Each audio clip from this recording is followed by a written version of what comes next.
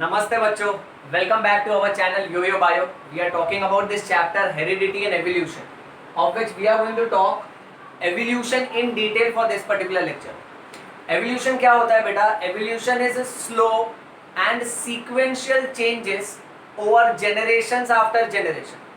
एक पीढ़ी के बाद दूसरी पीढ़ी के बाद तीसरी पीढ़ी, जो बदलाव आते जाता है, ऐसे कई सारे जनरेशन्स के बाद जहां हम लोग शॉर्ट में बोलते हैं कि बंदर से इंसान हो गया, विकसित हुआ, that is called as evolution.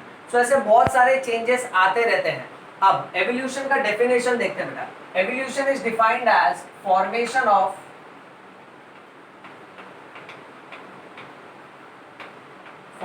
Of new species due to changes in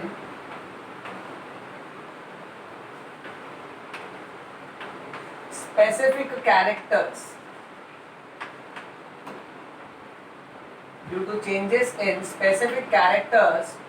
over several generations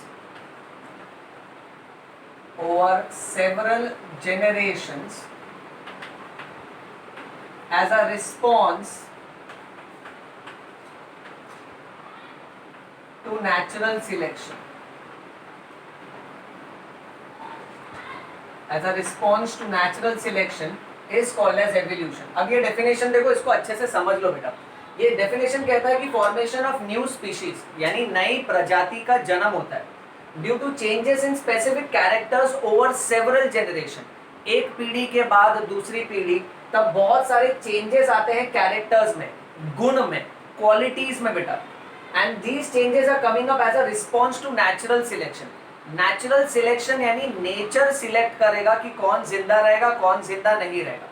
जैसे आज के तारीख में इंसान हमको दिख रहे हैं, डायनासोर्स नहीं दिख रहे हैं, तो नेचर ने क्या किया, इंसान को सिलेक्ट किया, डायनासोर्स को सिलेक्ट नहीं किया. उसको हम बोलते हैं natural selection. So natural selection के वजह से जो चेंजेस आते हैं हर जनरेशन में, okay right, that leads to formation of new species and this process is called as evolution. इतना हमको याद रखना है बेटा. अच्छा, अब evolution के मामले में हम लोग याद रखेंगे कि आज से 3.5 billion years ago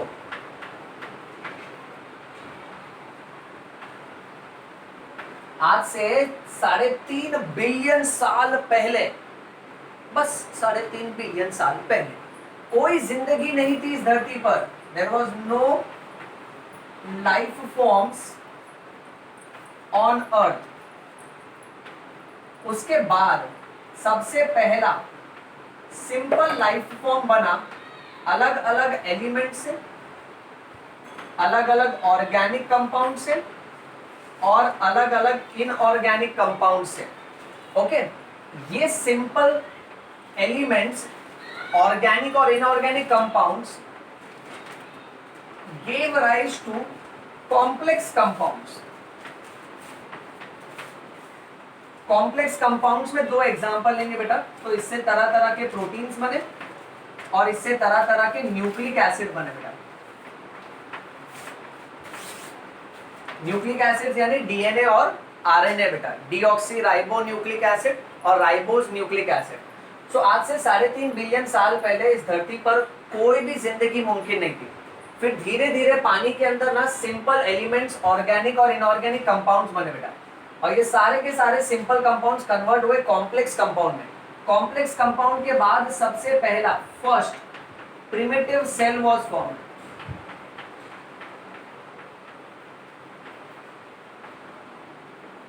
first primitive cell यानी पहला प्राचीन cell. Okay, so the first primitive cell, और ये सेल जो बना था ये पानी में बना था बेटा. It was made in ocean. उसके बाद ये सेल ने क्या किया ना, ये सेल डिवाइड होने लगा. सो फिर सेल डिवीजन हुआ बेटा.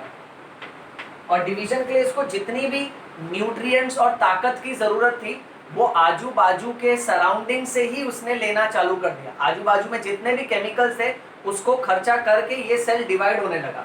अब डिवाइड होके जब बहुत सारे सेल बन गए तो उनमें से जो अच्छे सेल्स थे, good cells, survive and cells which did not adapt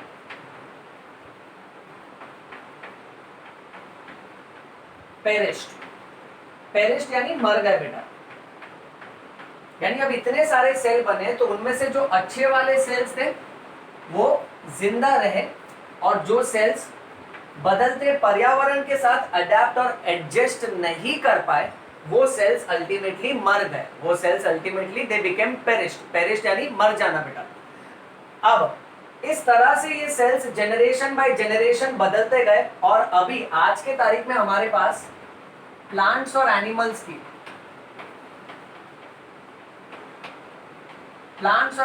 की बहुत ज्यादा डाइवर्सिटी है।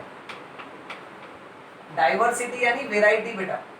सो आज देखो ना हमारे पास कितने तरह तरह के प्लांट्स, कितने तरह तरह के एनिमल्स है, बर्ड्स है, रेप्टाइल्स है, एम्फीबियंस है, फिश में भी कितने सारे टाइप है बेटा। ओके, सो ऐसा कर करके बहुत सारे प्लांट्स और एनिमल्स की वेराइटी उत्पन्न हुई है। ओके, अब इसमें अगर हम लोग एनिमल्स की बात करें, सो एनिमल्स में छोटे से छोटा हमारे पास यूनिसेल्युलर एनिमल है, जिसका एग्जांपल ले लो जैसे अमीबा बेटा। हाय कौन सी बा? अमीबा। Okay, amoeba. फिर दूसरा पैरामीशियम, या तो प्यार से पढ़ो तो प्यारामीशियम। ओके, अब यूनिसेल्युलर ऑर्गेनिज्म अमीबा और पैरामीशियम से लेकर बड़े से बड़ा कॉम्प्लेक्स ऑर्गेनिज्म इंसान बनाया है कुदरत ने। ओके, बड़े से बड़ा जायंट ब्लू व्हेल तक बनाई है बेटा। इसी तरह से अगर तुम प्लांट्स में देखोगे, तो प्लांट्स में यूनिसेल्युलर प्लांट्स, उसका एग्जांपल है क्लोरेला। छोटे से छोटा क्लोरेला से लेके बड़े से बड़ा बैनियन ट्री तक बनाया है कुदरत ने। ये बेटा देख ध्यान से, कौन सा ट्री? Banyan tree. हाँ, बनियान ट्री नहीं बोलने का, गांव की भाषा नहीं बोलने का, बनियान नहीं, banyan tree. Okay, so from unicellular chlorella to huge banyan tree, इतना तरह तरह का डाइवर्सिटी, इतना तरह तरह का वेराइटी कुदरत ने बनाया है। अब ये सारे के सारे प्लांट्स, एनिमल्स, इतना वेराइटी कैसे इस धरती पर आए हैं उसको समझाने के लिए तरह तरह की थियरी दी गई है बेटा। सो बहुत सारी थियरी सजेस्ट की गई है। इनमें से कुछ थियरी इंडिया की है। There are some theory which is Roman, some theory which is Greek in origin, okay, some theory which is Chinese in origin. So her area ने अपना अपना खुद का थियरी दिया है कि प्राणी इस तरह से बने होंगे। ओके, और वो थियरी उनके कल्चर्स, उनके रिलीजन और उनके सेक्रेड बुक्स, यानी उनकी जो धार्मिक किताब होती है ना उसमें मेंशन है, और सबकी अपनी अपनी कहानी है। ओके, कोई कहता है कि हमारे भगवान ने इस तरह से धरती बनाया, कोई कहता है कि हमारे यहाँ इस माइथोलॉजी के हिसाब से, इस धर्म के हिसाब से तरह तरह के प्लांट्स, जीव जंतु, जानवर ये सब बने हैं बेटा। तो सबकी अपनी अपनी खुद की थियरी है। अगर हम लोग इंडिया की बात करें तो हमारे इंडिया में we have panch mahabhuta. Panch mahabhuta Ayurvedic science के हिसाब से, आयुर्वेदा वैदिक लिटरेचर के हिसाब से पंच महाभूता, पंच मीन्स पांच, पंच महाभूता ये मानता है कि इस धरती पे जितने भी जीव जंतु है, जितने भी एनिमल्स है, वो पांच तत्वों से बने हैं। अब ये पांच तत्व कौन से हैं? एक है वायु, ठीक है, दूसरा आकाश, फिर अग्नि, फिर जल, ओके, और पृथ्वी। सो ये पांच तत्वों से तरह तरह के प्राणी बने। यानी कैसे सबकी अपनी अपनी सोच विचार है, सबकी अपनी अपनी थियरी है बेटा। अच्छा, धरती कैसे बना है उसके पीछे एक और theory which is called as big bang theory. Big bang theory क्या मानता है कि अंतरिक्ष में एक छोटा सा एटॉमिक पार्टिकल था जिसका घमासान एक्सप्लोजन हुआ, फट गया बेटा वो, और जब वो फट गया फिर धीरे धीरे वो शांत होने लगा ना, तब तरह तरह के सितारे, तरह तरह के प्लैनेट्स, ओके, तरह तरह का सोलार सिस्टम बन गया बेटा। फिर जैसे जैसे ये धीरे धीरे और ठंडा होते गया तो और प्लैनेट्स ये सब विकसित होते गए। उसमें से ये एक प्लैनेट था अपना अर्थ, और तब जाके अर्थ का बायोस्फीयर, उसके अंदर के सारे जीव जंतु धीरे धीरे इवॉल्व हुए बेटा। Okay, that is big bang theory. अच्छा, बट एवोल्यूशन के मामले में सबसे सक्सेसफुल थियरी क्या है? So it is the theory of gradual development. Theory of gradual development ये कहता है कि सारे के सारे प्राणी ग्रेजुअल यानी स्लो, धीमे धीमे विकसित हुए हैं बेटा। तो ये बात हमको अच्छे से समझ के चलना है कि अलग अलग एरिया के हिसाब से सबकी अपनी अपनी थियरी है। ओके, पर इन सब में से theory of gradual development evolution के अनुसार सबसे बेस्ट एक्सेप्टेड थियरी है। नेक्स्ट, एवोल्यूशन की थियरी को और आगे बढ़ाते बेटा।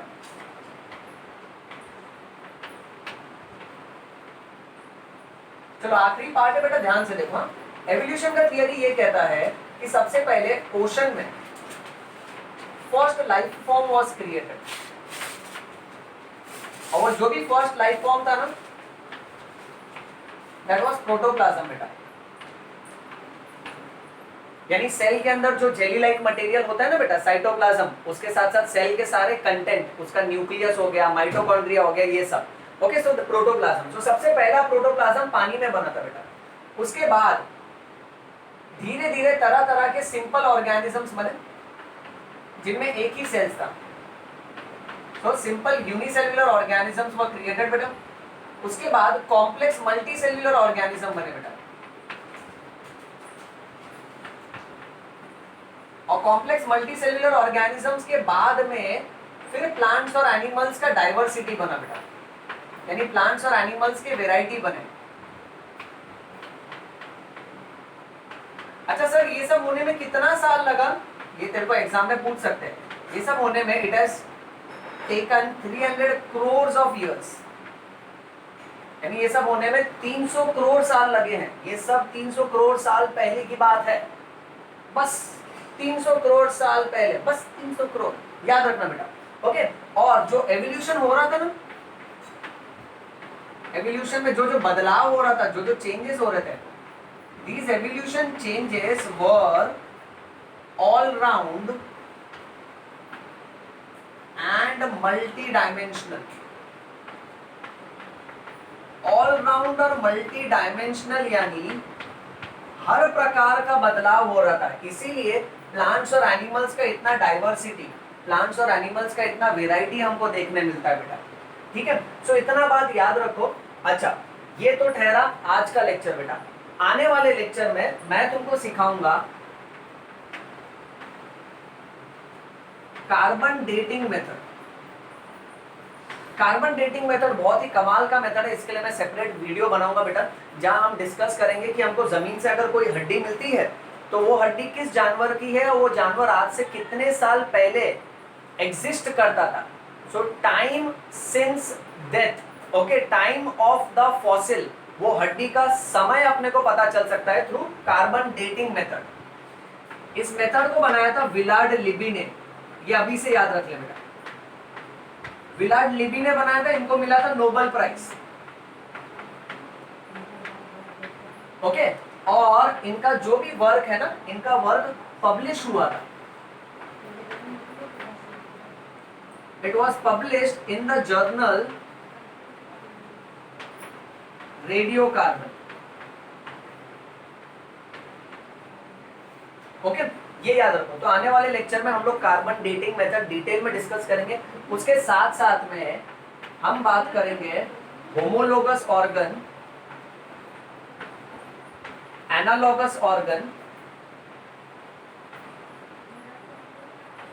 And study of fossils,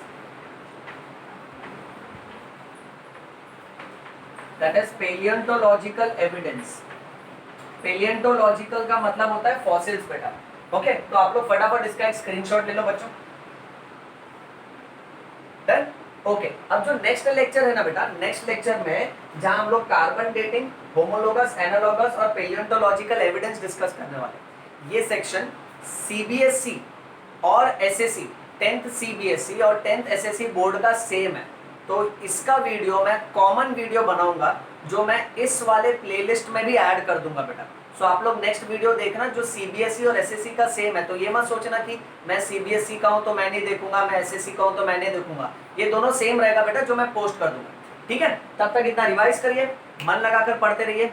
read bio, bleed bio, yo yo bio. Thank you.